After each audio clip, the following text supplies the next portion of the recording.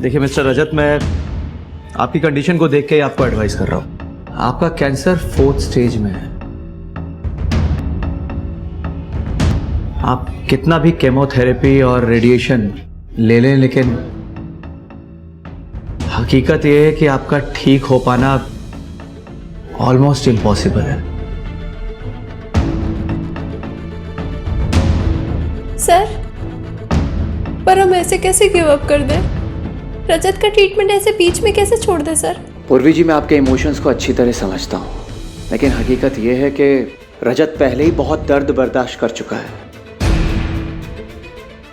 आगे मर्जी आप लोगों की है, आप क्या करना चाहते हैं क्या नहीं। ये हर्बल मेडिसिन मैं आपको दे रहा हूँ रजत के पेन के लिए। मेरी आपको सलाह होगी कि आप ऊपर वाले से दुआ करें, अच्छे की उम्मीद करें, लेकिन बुरे के लिए तैयार रहें।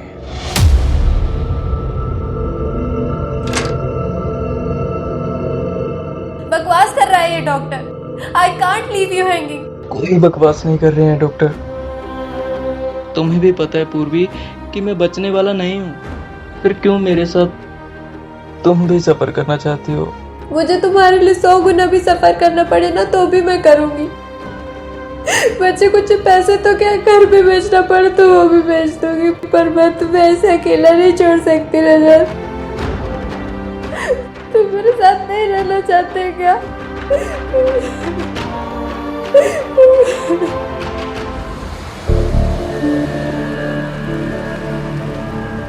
ओए बिल दे रे। लो भाई जी।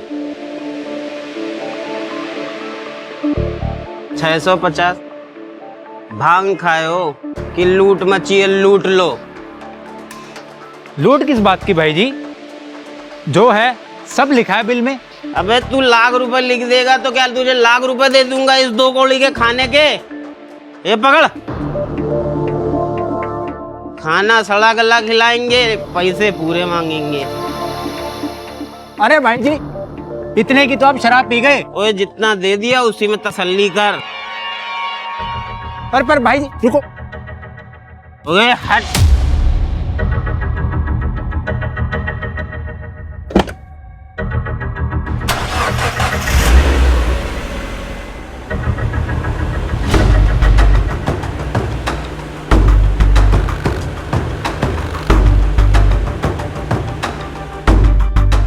कहाँ जाना है?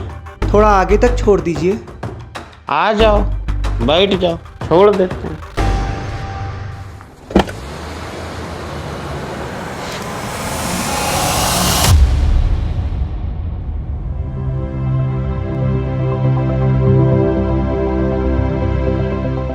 ऑफ कोर्स रजत का इलाज हो सकता है। रजत को 4th नहीं 3rd स्टेज का कैंसर। विटामिन ट्रीटमेंट के बाद हम लोग कीमो स्टार्ट करेंगे। हाँ, बट आप लोगों को थोड़ा पेशेंस रखना पड़ेगा। हम रखेंगे सर, आप जैसे कहेंगे ना हम वैसे करेंगे। गुड।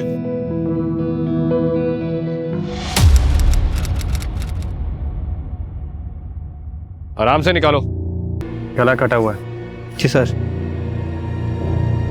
बॉडी को सर्च करो। और ना ही कोई आईडी कार्ड, लगता है लुढ़के से फेंक दिया यहाँ। बॉडी को पोस्टमार्टम के लिए भेजो और इसकी फोटो क्लिक करो और आसपास के एरिया में लोगों को दिखाओ।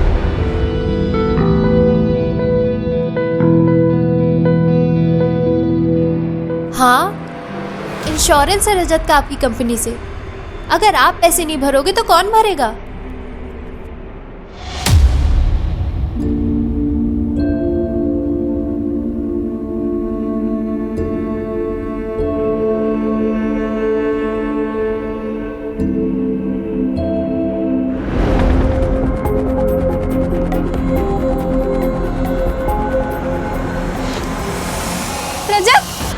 क्या हुआ रजत को? डॉक्टर लेके जाइए इन्हें प्लीज। डॉक्टर, लेकिन हुआ क्या रजत को? रजत!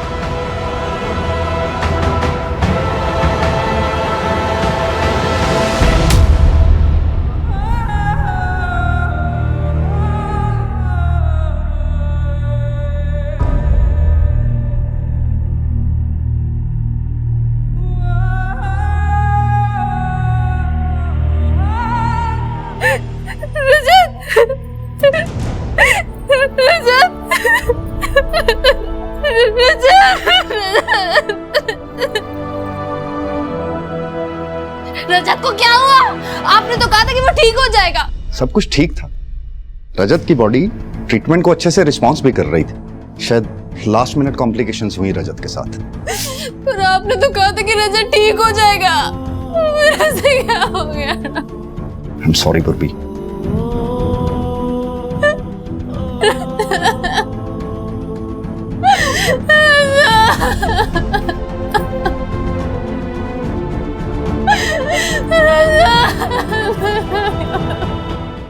हाँ सर, मैं पहचानता हूँ इसको। टेम्पो ड्राइवर है ये, इसी रूट पर चलता था, अक्सर आता था मेरे ढाबे पर। लाश मिली है इसकी 2 दिन पहले, यहाँ से 3 किलोमीटर दूर हाईवे पर। लाश? सर 3 दिन पहले ये मेरे ढाबे पर आया था। जाते वक्त एक औरत को लिफ्ट देते हुए भी देखा था मैंने। जरूर इसी ने कुछ किया होगा उस औरत के साथ भी, तभी उसने इसे मार दिया होगा। नाम पता जानते हो इसका? सर नाम पता तो नहीं मालूम, पर हाँ पहले ही अपना मोबाइल ढाबे पर ही भूल गया था। एक मिनट सर, ये लो सर, शायद इससे कुछ आपको पता चल जाए। ठीक है।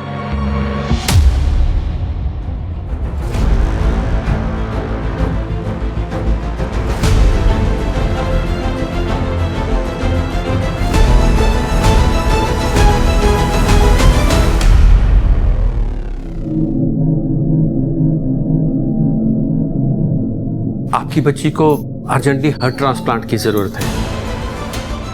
टाइम बहुत कम है उसके पास।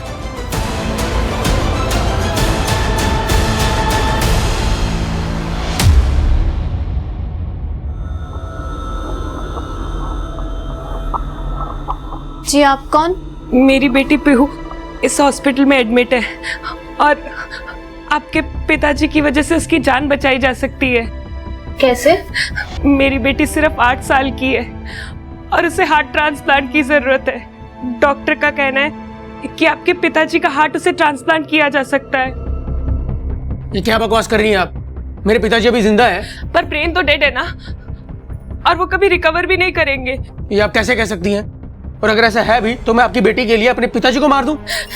देखिए, आप मेरी बात नहीं समझ रहे। आपके पिताजी ने तो पूरी जिंदगी जी ली, पर मेरी बेटी पीहू, वो तो सिर्फ 8 साल की है।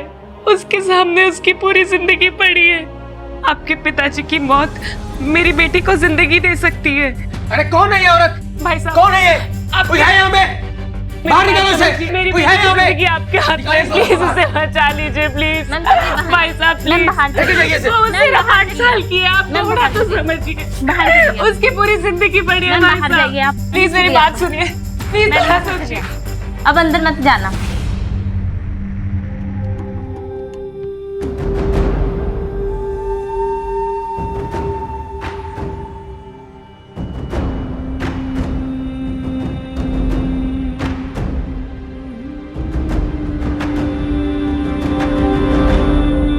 ए रुको,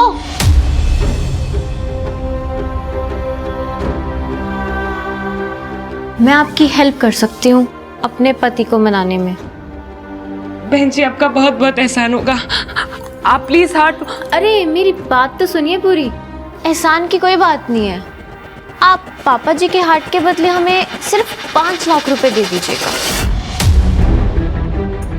5 लाख? पर बहन जी इतने पैसे तो मेरे पास नहीं है। सारे पैसे पहले ही पीहू के इलाज में खर्च हो चुके हैं। मैं इतने पैसे कहाँ से लाऊंगी? तो फिर रहने दो, बिना कुछ मिले मैं कैसे समझा पाऊंगी अपने पति को?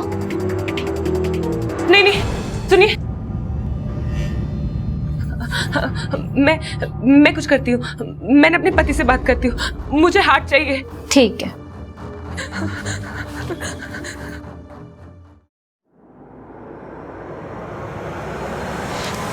हेलो,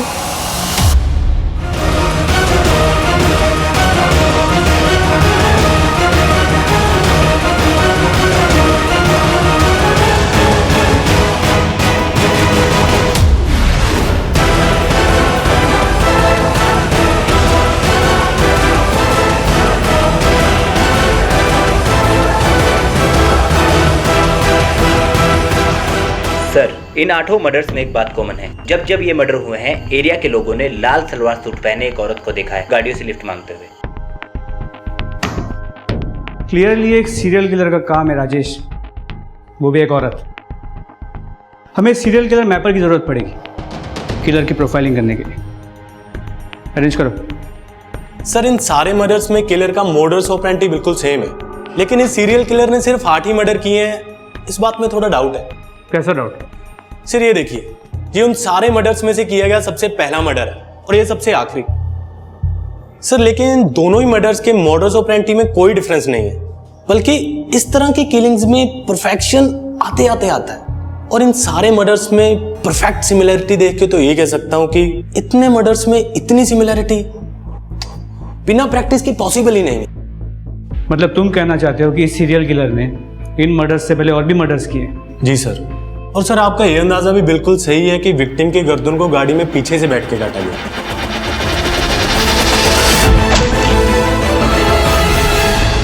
क्योंकि सर ये देखिए, ये सारे कट के मार्क्स फ्लैट ना होकर सर्कुलर हैं और लंबे भी, जैसे गर्दन को पीछे की तरफ से खींच के रेता गया। क्या ये मर्डर्स कोई औरत कर सकती है? सर बिल्कुल कर सकती, क्योंकि पीछे की तरफ बैठ के मारने के लिए ज्यादा फोर्स की जरूरत नहीं पड़ी होगी विक्टिम को कंट्रोल करने के लिए। मगर हाँ, वो फोर्स इतनी भी कम नहीं होगी कि कोई भी औरत इसे आसानी से कर ले। अगर वाकई में ये सीरियल किलर कोई औरत है तो पक्का वो कोई अच्छी कदकाठी वाली औरत होगी।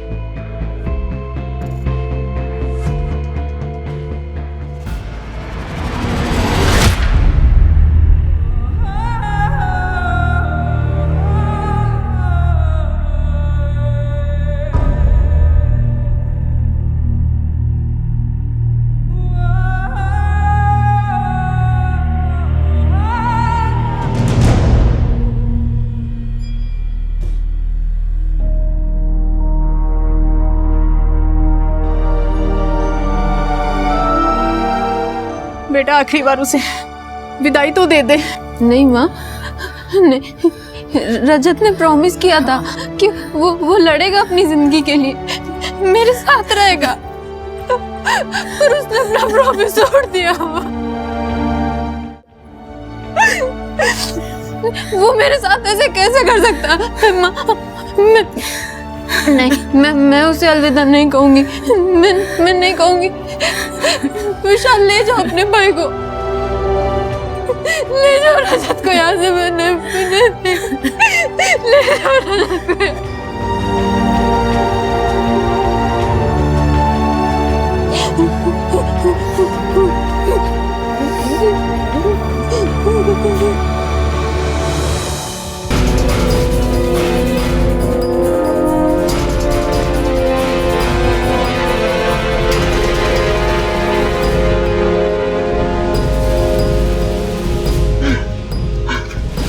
जा भाग।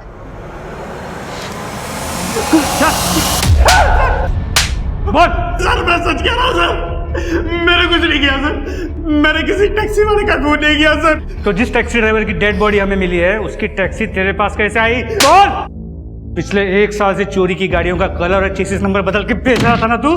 सोच रहा था कभी पकड़ा नहीं जाएगा, लेकिन इस बार तूने जल्दी में चेसिस नंबर बदलना भूल गया। मैंने कुछ नहीं बदला सर, कुछ भी नहीं बदला सर। मुझे गाड़ियां वैसे ही मिली थी जैसे आपको मिली है सर। फिर ये सारी गाड़ियां तेरे पास आई कहां से तेरे पास? सर कॉल आते थे उन गाड़ियों को उठाने के लिए, और कॉल पर ही अलग अलग जगह का एड्रेस दिया जाता था। उन गाड़ियों को उठाने के बाद पेमेंट वही रखने के लिए बोलते थे साहब।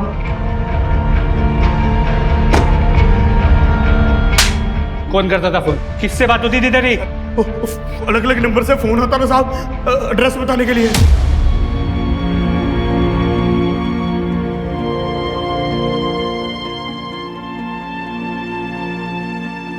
बेटा कुछ खा ले, ऐसे कब तक बिना खाए पिए जागती रहेगी?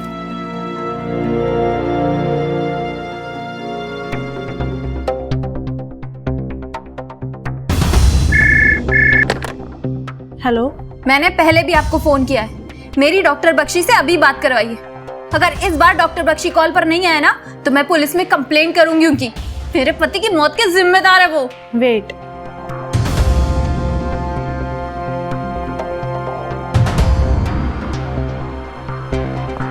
अब किस लिए फोन किया आपने यहाँ पे? आपको अच्छे से पता है कि मैंने आपको क्यों फोन किया है।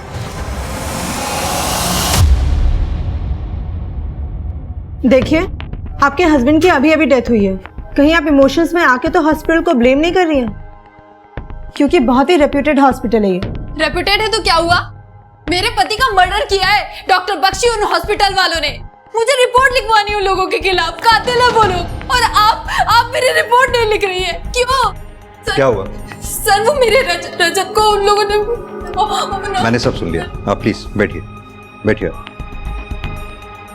मनप्रीत। Yes sir. मैडम से एनसी लो रिटर्न में, और खुद सिटी हॉस्पिटल जाकर पर्सनली चेक करो। Yes sir.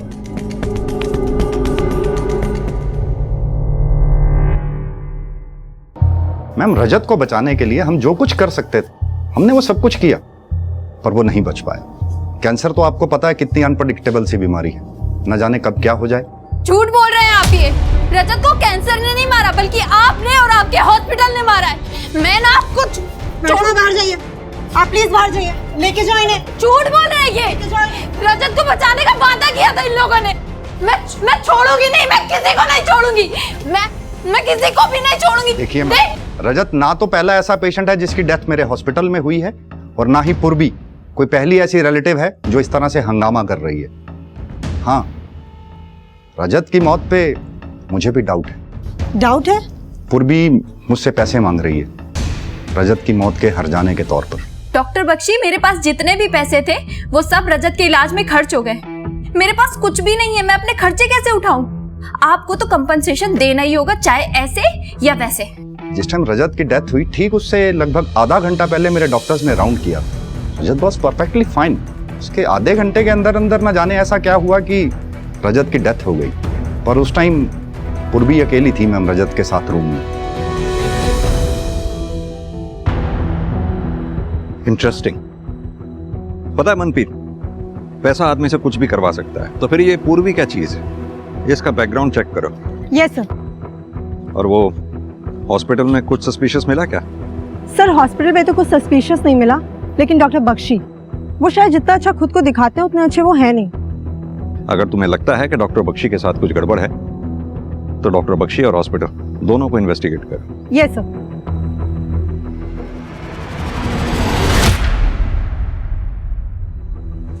सर मुझे पैसों की जरूरत है, और आप ऐसे कैसे मना कर सकते हैं मुझे पैसे देने से? हेलो?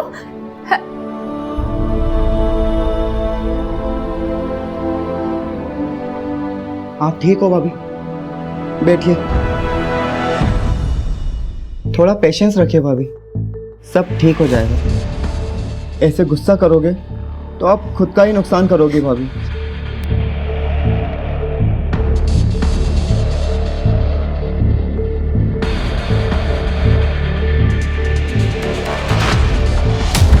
मुझे पता है मुझे क्या करना है। तुम ना ज्यादा सिंपैथी मत दिखाया करो और मुझसे दूर से बात किया करो। बार बार यहाँ मत आया करो, चले जाओ यहाँ से।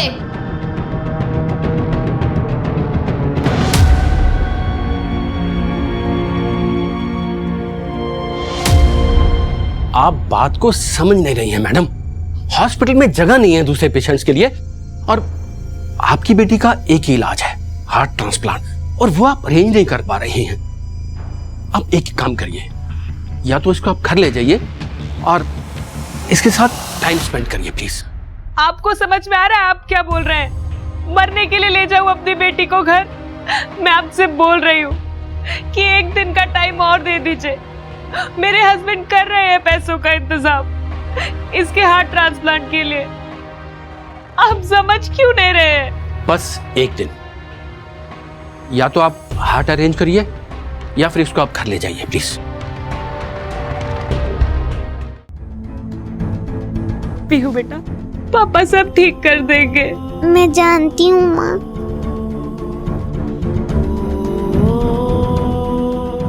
मेरा बच्चा। ज्ञान के मर्डर केस में हमारे पास एक ही सस्पेक्ट है, वो ढाबे वाला वीरू, जिसका झगड़ा हुआ था ज्ञान के साथ। ओए जितना दे दिया उसी में तसल्ली कर। अरे पर भाई जी रुको। ओए हट।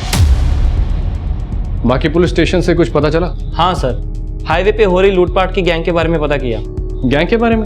क्या पता चला? सर गैंग के बारे में कुछ खास पता नहीं चला, लेकिन पिछले 1-2 सालों में कई पुलिस स्टेशन में ज्ञान जैसे ही सिमिलर मर्डर केसेस रिपोर्ट हुए हैं, जिनमें से ज्यादातर विक्टिम की पहचान नहीं हो पाई है सर। और जिन 1-2 विक्टिम की पहचान हुई भी थी, उनके केस को रैंडम लूटपाट की केस की तरह इन्वेस्टिगेट किया गया।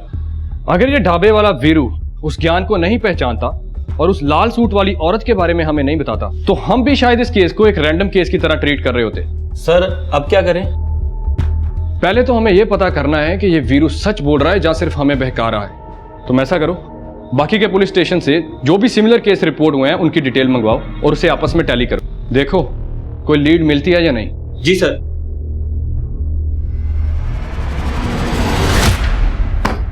सर 12 केसेस हैं ज्ञान के जैसे।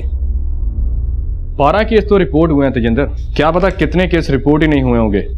मॉडस ऑपरेंडी को देखकर तो यही लग रहा है कि कोई गैंग एक्टिव है हाईवे पर। और सर वो औरत जो ज्ञान के साथ देखी गई थी, 2 ही पॉसिबिलिटी हैं, या तो वो औरत विक्टिम को फंसा के गैंग के पास लेके जाती होगी, या फिर उसने खुद मर्डर किए होंगे।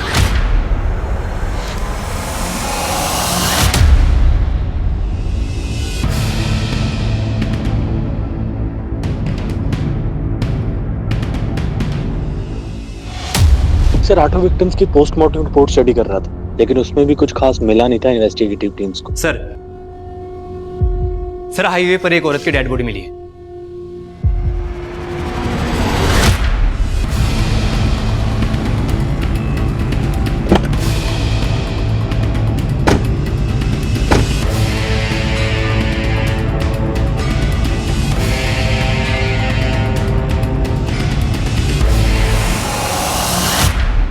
सर लाल सूट, सर ये कहीं हुई तो नहीं?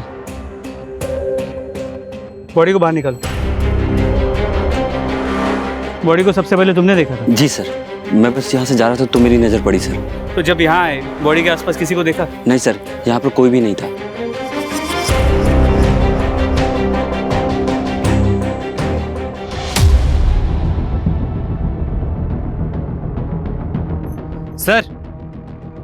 सर इसका नाम प्रतिमा सागर है, और सिर्फ इसकी आईडी नहीं, इसके पर्स से और भी देखिए क्या क्या मिला है।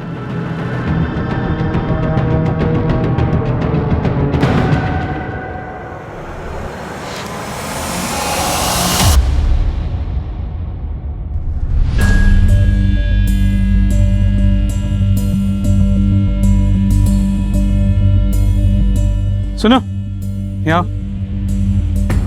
ये प्रतिमा सागर यहीं रहती है? जी प्रतिमा यहीं रहती हैं, लेकिन काफी दिन से दिखाई नहीं दी।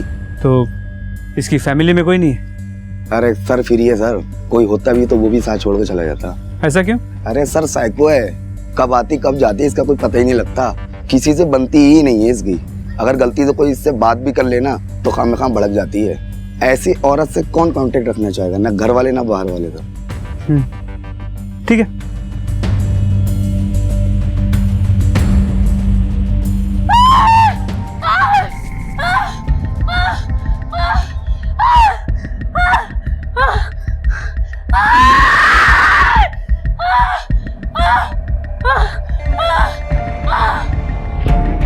मुझे तो अभी भी यकीन नहीं हो रहा रीवा कैसे मान गई आपकी बात।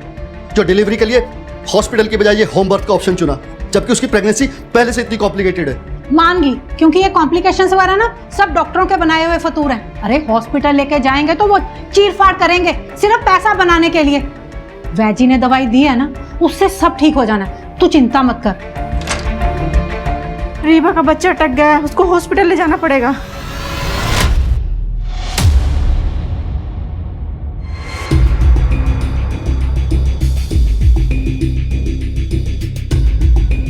We want justice. We want justice. We want justice. We want justice. We want justice. We want justice. अरे हटिए हटिए, प्लीज प्लीज प्लीज प्लीज हटिए, स्कूटी स्ट्रेचर लाओ please. We want justice. We want justice.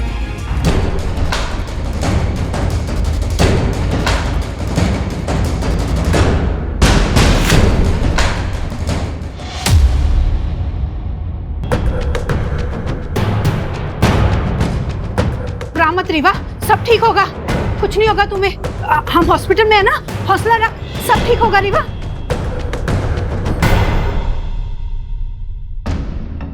मैं ना veggie को phone करती हूँ, वो जरूर कोई दवा बताएंगे। किसी को फोन नहीं करेंगे आप, पहले रीवा और मेरे बच्चे की जान खतरे में डाल चुकी हैं आप। अरे तुम तो ऐसे बोल रहे हो जैसे मुझे रीवा की कोई फिक्र ही नहीं। बेटी है वो मेरी। बेटी है?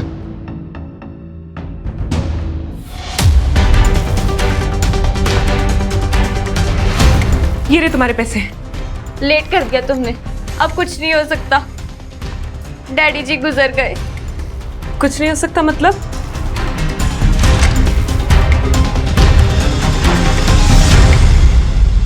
अब तो तुम्हारे ससुर मर गए ना, अब तो इजी हो जाएगा। नहीं हो पाएगा, डेथ हार्ट फेल होने से हुई है और तुम्हें तो हार्ट ही चाहिए था ना। परी मेरी सो रही है, पीहू मेरी सो रही है, परी रानी आएगी, पीहू को खिलाएगी, पीहू खुश हो जाएगी। मम्मा मम्मा चिल्लाएगी, मम्मा मम्मा चिल्लाएगी, पापा पापा चिल्लाएगी, पीहू खुश हो जाएगी, पीहू मेरी सो रही है, परी। हाँ? पीहू को क्या हो गया? ये सांस नहीं ले रही है। पीहू पीहू बेटा आंखें खोलो। बेटा पीहू, बेटा आंखें खोलो। क्या हो गया? एक मिनट। पीहू पीहू आंखें खोलो बेटा। पीहू पीहू आंखें खोलो।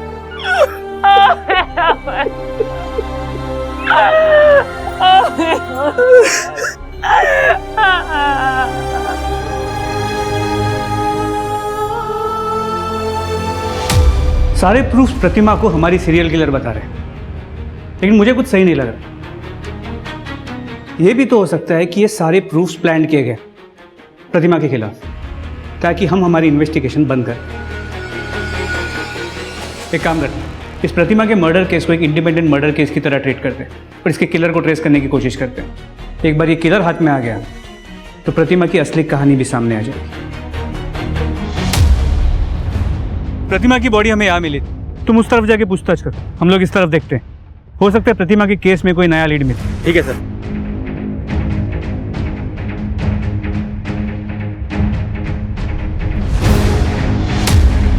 इसको, हाँ साहब, इस औरत ने मेरी दुकान से पानी खरीदा था। भैया एक पानी की बोतल देना, थोड़ा जल्दी दे दो।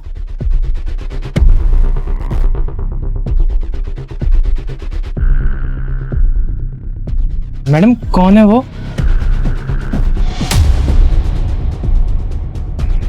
कोई नहीं। कौन था वो आदमी? सब इतना तो नहीं पता, बहुत अंधेरा था, पर वो आदमी ना कद काठी से बहुत लंबा चौड़ा था। यानी कि मेरा शक सही था, कोई तो प्रतिमा का पीछा कर रहा था। उसी ने प्रतिमा को मारा और उसकी बॉडी पे सीरियल किलर होने के प्रूफ प्लांट करके खुद गायब हो गया। सर लग तो ऐसा ही रहा है।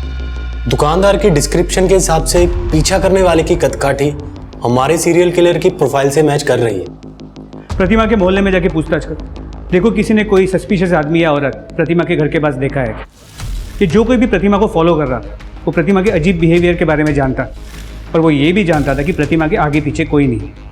इसीलिए उसने प्रतिमा को हमारी सीरियल किलर बनाकर हमारी इन्वेस्टिगेशन को भटकाने की कोशिश की। हमें एक बहुत ही डेंजरस और स्मार्ट सीरियल किलर को ट्रेस करना है। हमें उसे जल्द से जल्द पकड़ना होगा, न जाने वो अपना अगला शिकार किसे और कहाँ करे। सर जिस पुलिस स्टेशन के ज्यूरिसडिक्शन में डेड बॉडीज मिली थी वो सभी हाई अलर्ट पर हैं। अलर्ट पर ही रखो उन्हें। सीरियल किलर आजाद घूम रहा है, जल्दी नहीं पकड़ा गया तो और भी मर्डर होंगे। Okay sir. पुलिस की दोनों टीमें सही रास्ते पर थी। एक खतरनाक सीरियल किलर जो उनसे अभी तक हमेशा एक कदम आगे था, उसे पकड़ने में पुलिस को एक बड़ा सुराग मिला कि सीरियल किलर कोई औरत नहीं बल्कि एक पुरुष था जो प्रतिमा का पीछा भी कर रहा था। सिर्फ ब्रेक थ्रू ही नहीं बल्कि पुलिस टीम का यह अंदाजा भी सही था कि जब तक इस सीरियल किलर को वो रोक नहीं पाते हैं तब तक और भी बहुत कुछ होने वाला है इस केस में।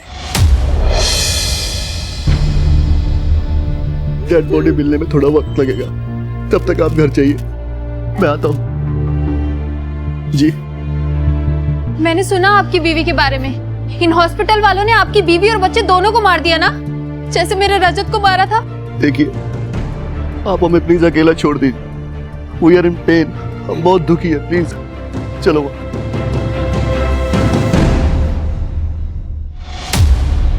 अच्छा ही हुआ रजत को अपनी जिंदगी से मुक्ति मिल गई। पूर्वी उसके साथ रह के भुगती तो रही थी, कम से कम वो अपनी मर्जी से अपनी जिंदगी जी तो सकती। अपनी मर्जी से मतलब? अरे मैम, मरने वाले के बारे में मैं आपको क्या बताऊं। रजत को कैंसर होने से पहले ही उसने अपने भाई विशाल को अपनी मम्मी पापा के घर भेज दिया था। अब रजत के मरने के बाद वो जब चाहे अपनी मर्जी से आता जाता है। मुझे तो ये लगता है विशाल और पूर्वी के बीच कुछ। सिटी हॉस्पिटल के रिकॉर्ड में एक चीज बहुत ऑड है। क्या? शहर के बड़े बड़े और फेमस हॉस्पिटल्स में भी इतने ऑर्गन ट्रांसप्लांट नहीं हो रहे हैं जितने इस सिटी हॉस्पिटल में हो रहे हैं। इनफैक्ट पूर्वी के हस्बैंड रजत, उसके भी ऑर्गन ट्रांसप्लांट वही हुए थे। और सर पूर्वी, उसके बारे में हमें ये पता चला है। ये देखिए, ये तो रजत के इंश्योरेंस के पेपर है। बिल्कुल। और आप रजत की इंश्योरेंस को क्लेम करना चाहती हैं, वो भी जल्द से जल्द। हाँ तो इसमें गलत क्या है? मेरे पति के नाम पे इंश्योरेंस था और अब उसकी डेथ हो गई है। क्लेम नहीं करूंगी तो क्या करूंगी? गलत? इसमें कोई गलत नहीं है, बल्कि आपके और आपके देवर विशाल के बीच में जो भी कुछ चल रहा है, क्या वो सही है? क्या चल रहा है मेरे और विशाल के बीच में? कहना क्या चाहते हैं आप? यही कि आपके और विशाल के बीच में जो कुछ भी चल रहा था, इसी वजह से रजत ने विशाल को उसके माँ बाप के पास भेज दिया था, क्योंकि उसे शक था। बकवास कर रहे हैं आप ये। रजत ने विशाल को यहाँ पर सिर्फ पढ़ाई करने के लिए बुलाया था, मगर वो यहाँ आकर कुछ ज्यादा ही बिगड़ गया था। मेरे साथ फ्रेंडली होने की कोशिश कर रहा था, इसलिए मैंने रजत को बोला था विशाल को वापस मम्मी पापा के पास भेजने के लिए। और ये डॉक्टर बख्शी से कॉम्पनसेशन के लिए ब्लैकमेलिंग कर रहा है। मैंने कोई ब्लैकमेलिंग नहीं की है सर। मैंने सिर्फ उनसे ये कहा था कि उन्हें रजत की मौत का हर्जाना भरना पड़ेगा, और डॉक्टर बख्शी इस बात का बतंगड़ बना रहे और कुछ नहीं कर रहे सर। मुझे तो इस बात का विश्वास नहीं होता सर कि जो लोग मेरे पति की मौत की जिम्मेदार है अब उनकी बात पे भरोसा कर रहे हैं। पूर्वी जी, हमें आपके बारे में कुछ बातें पता चली थी तो हमने आपसे पूछताछ की। हमें डॉक्टर बख्शी और उनके हॉस्पिटल के बारे में कुछ बातें पता चली हैं, उनसे भी पूछताछ करेंगे। मेरा बेटा 29 साल का था, आज तक अपेंडिक्स के अलावा उसे कभी हेल्थ प्रॉब्लम नहीं हुई, और उसी के लिए हम सिटी हॉस्पिटल में उसको लेकर गए थे, मगर वो जिंदा वापस ना आ सका। क्या आपने अपने बेटे के ऑर्गन्स डोनेट करने के लिए कुछ पेपर्स पे साइन किया था? मैम, इलाज के दौरान उन्होंने हमसे इतने पेपर साइन करवाए, हो सकता है बीच में कोई ऐसा पेपर रख दिया हो, हमें इसके बारे में कुछ मालूम नहीं है।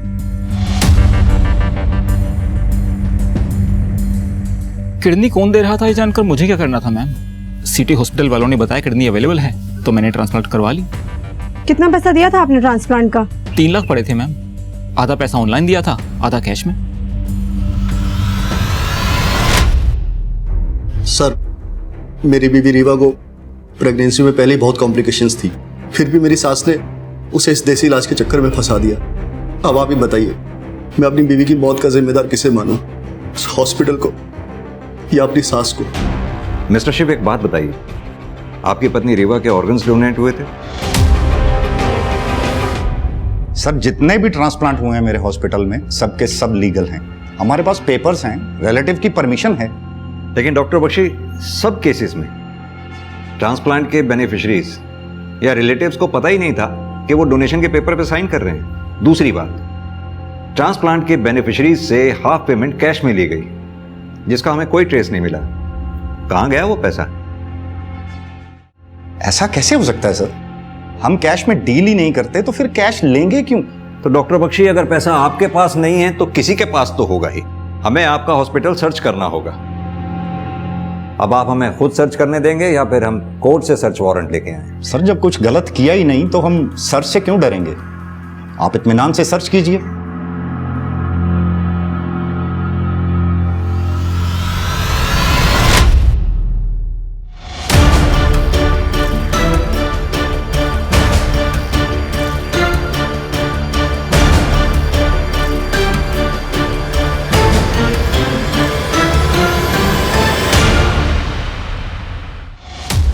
हाँ तो राधा कुमारी जी, हॉस्पिटल के ऑर्गन डोनेशन ट्रांसप्लांट के सारे गड़बड़ केसेस तुम ही हैंडल करती हो, क्यों और कैसे? हॉस्पिटल में कोई और नर्स नहीं है क्या? सर मेरा यकीन कीजिए, मैंने किसी को कुछ नहीं किया। मैं तो सिर्फ ऑर्गन डोनेशन के पेपर पर रिश्तेदारों की सिग्नेचर लेती थी। धोखे से? ये सारा उसका आइडिया था। वो पहले से ही जानता था कि कौन सा पेशेंट कब बनने वाला है। वो बस मुझे नाम मैसेज कर देता था और मैं सारे पेपर वर्क कंप्लीट कर लेती थी। सब बताए गए पेशेंट के मरने के बाद जिन्हें ऑर्गन चाहिए होते थे, मैं उनसे कैश लेके उसे 70% दे देती थी। मुझे तो सिर्फ 30 ही मिलता था सर। नाम क्या है उसका? नाम बताओ। सर मुझे नहीं पता, वो सिर्फ मुझे पेशेंट का नाम मैसेज करता था और पैसे कहाँ छोड़ने हैं वो एड्रेस मैसेज करता था। जब तुम उसे जानती तक नहीं हो, इतना दावे के साथ कैसे कह सकती हो कि वो मेल था? सर मैंने तो सिर्फ आइडिया लगाया है। वो औरत है कि मर्द मुझे नहीं पता। देखो राधा, इतना बड़ा कांड तुम अकेले तो कर नहीं सकते। शराफत से ये बताओ, इस इतने बड़े कांड में हॉस्पिटल का कौन कौन स्टाफ मेंबर तुम्हारे साथ शामिल है? सर गार्ड रमेश और वार्ड बॉय सुखविंदर। सर मेरा कोई कसूर नहीं है, मुझे छोड़ दीजिए, मैं बेगुनाह हूँ सर।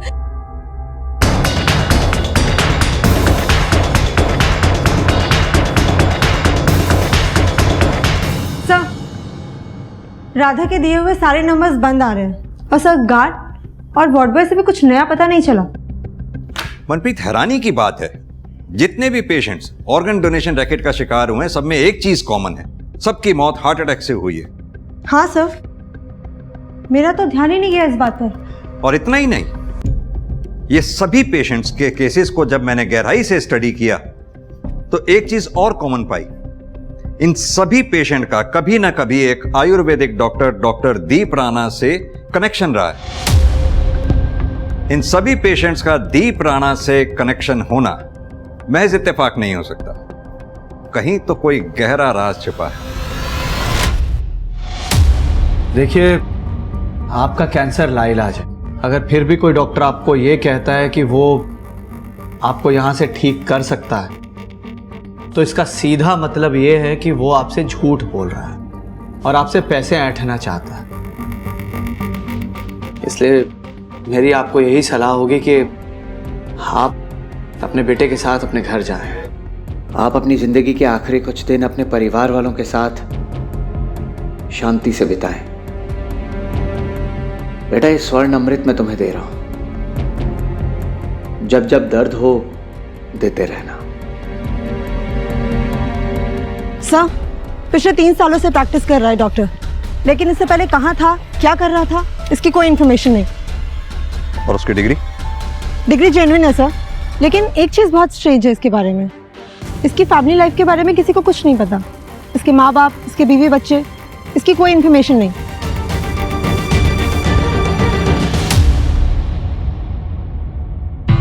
क्या बात डॉक्टर साहब, भागने की तैयारी हो रही है? इंस्पेक्टर साहब, आप लोग यहाँ, और ये आप क्या कह रहे हैं?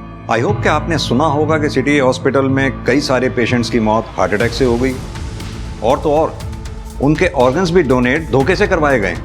और डॉक्टर साहब, ताज्जुब की बात तो ये है कि सभी पेशेंट्स आपके हैं, आपने उन्हें सिटी हॉस्पिटल में रेफर किया था। तो नहीं करना चाहिए था क्या? देखिए इंस्पेक्टर, सिटी हॉस्पिटल एक शहर का रिप्यूटेड हॉस्पिटल है।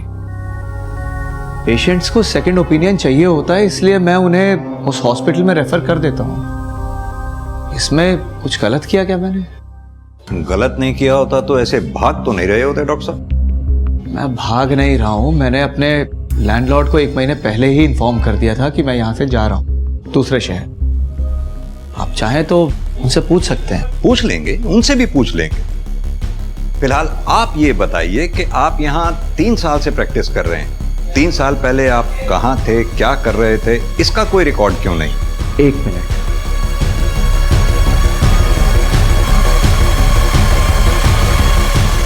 ये देख लीजिए आप देख लीजिए मैं कब कहाँ किस किस शहर में रहा और क्या कर रहा था, वो सब डिटेल है इसमें। ठीक है डॉक्टर साहब, फिलहाल हम ये डॉक्यूमेंट्स लेकर जा रहे हैं वेरिफिकेशन के लिए, लेकिन हाँ, जब तक हम कहें नहीं ये शहर छोड़कर जाइएगा नहीं। चलो मनप्रीत। काफी डिलेड है सर। एक बार भी नहीं घबराया और हर सवाल का बिल्कुल परफेक्ट जवाब रेडी था, वो भी पहले से। परफेक्ट तो कुछ भी नहीं होता मनप्रीत, फिर ये डॉक्टर कैसे परफेक्ट हो सकता है? एक काम करो मनप्रीत, डॉक्टर की फोटोग्राफ आसपास के पुलिस स्टेशन में सर्कुलेट करवाओ, पता करो इस डॉक्टर का किसी केस से लेना देना रहा हो, अगर हाँ तो उस केस की पूरी डिटेल्स निकलवाओ। इस डॉक्टर का इतिहास गायब है ना, इसका इतिहास निकाल कर इसका भविष्य बिगाड़ेंगे।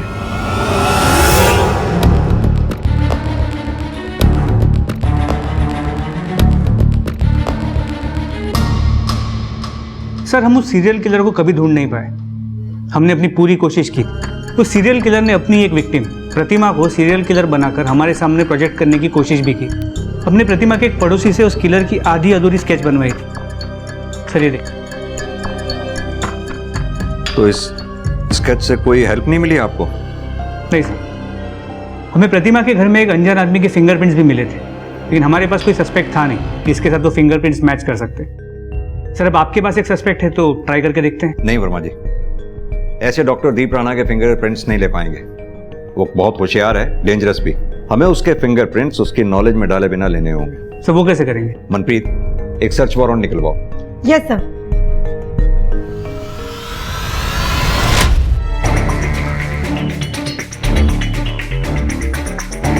आप इंस्पेक्टर साहब अपना टाइम वेस्ट कर रहे हैं। आपके उस सीरियल किलर का राज मेरे इन बॉक्सेस में नहीं मिलेगा आपको। पता है हमें डॉक्टर साहब, हमें इन बॉक्सेस में कुछ नहीं मिलने वाला। सरकारी नौकरी है, फॉर्मेलिटी करनी पड़ती है।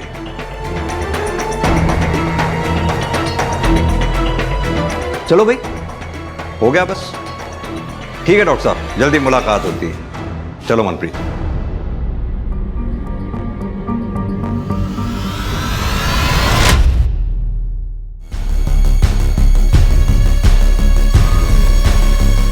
फिंगरप्रिंट मैच हो गए तो हमारा सस्पेक्ट दीप राणा ही है।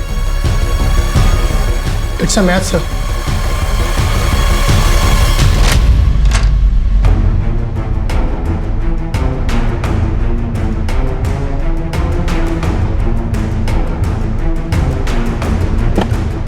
मैं क्रिमिनल कोई शौक से नहीं बना हूं। मेरी बच्ची जब हॉस्पिटल में थी तो किसी को भी उसकी जान की परवाह नहीं थी। सबको बस पैसा ही चाहिए था।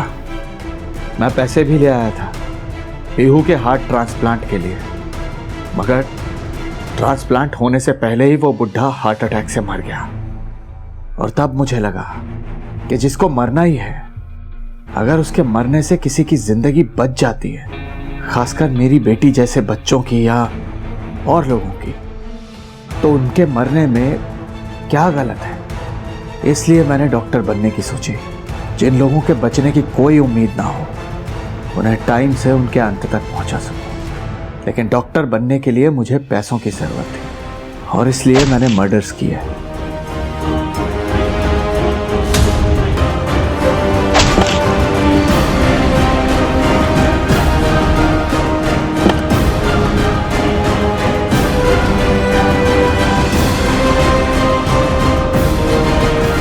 और जब मैं डॉक्टर बन गया तो शांति से मरने में लोगों की हेल्प करने लगा। मैंने उन्हें बिना दर्द के और बिना तड़पाए मुक्ति दी, अपनी दवा से, जिसे पीकर उनका दिल धीरे होते होते आखिरकार बंद हो जाता था। मेरी बेटी को तो नहीं बचा पाया मैं, लेकिन हाँ, मेरी बेटी के ही जैसे ना जाने कितने ही लोगों को जिंदगी मैंने दी है। दूसरों को मारकर खुद को भगवान समझ बैठा है। कितने ही निर्दोष लोगों की जान ली है तूने, उन टैक्सी वालों की, उस प्रतिमा की। न जाने ऐसे कितने पेशेंट्स जिसमें से कई बच भी जाते अगर तू बीच में नहीं आता तो। कैसे बच सकते थे इंस्पेक्टर साहब? पैसे देकर, हाँ, दोनों हाथों से भर भर के पैसे देते और जिंदगी खरीद लेते। लेकिन मेरे एक सवाल का जवाब दीजिए आप लोग, उन लोगों का क्या जिनके अपने उन्हीं पैसों की कमी से मर जाते हैं? उन लोगों का क्या? अपनी पापों का ठीकरा अपनी बेटी की मौत के ऊपर मत डाल। 2012 से तूने 108 लोगों को मारा है। अगर सिर्फ डॉक्टर बनने के लिए पैसों की बात होती ना तो कब का रुक गया होता, मगर तू रुका नहीं। तो ये मुक्ति दे के मसीहा बनने की कहानी किसी ऐसे को सुनाना जो तुझे जानता ना हो, हमें नहीं। जगतार, लेके जाओ उसे।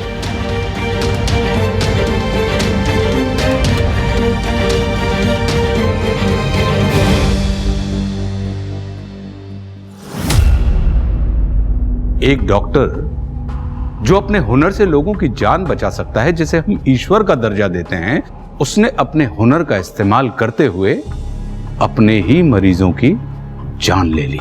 कोर्ट ने आईपीसी की धारा 302, 304 और 120 बी के तहत डॉक्टर दीप राणा को मानवता के खिलाफ किए गए उसके जघन्य अपराध के लिए फांसी की सजा सुनाई। अक्सर यह होता है कि किसी के साथ हुआ अन्याय उसे अपराध की ओर धकेल देता है, फिर वो इंसान खुद के द्वारा किए गए अपराधों को न्याय की तरह देखने लगता है। आंख के बदले आंख हर किसी को अंधा बना देगा। यह केस इस बात का सबसे बड़ा प्रमाण है। इतने सारे पीड़ित थे इस केस में क्योंकि एक आदमी को लगा कि यह उसकी बेटी का बदला है। बदले की भावना हम मन में रखकर सालों साल अपने जख्मों को खुद कुरेदते रहते हैं।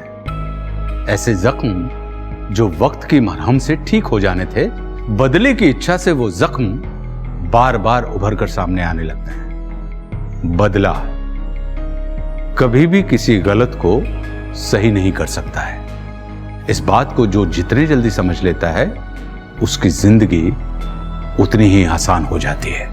अब मैं आशुतोष राणा विदा लेता हूं आपसे। मैं फिर मिलूंगा आपसे एक ऐसी ही कहानी के साथ जो आपको रखेगी सतर्क और जिंदगी को सुरक्षित। तब तक अपना और अपनों का ख्याल रखिए और देखते रहिए क्राइम पेट्रोल सतर्क। जय हिंद।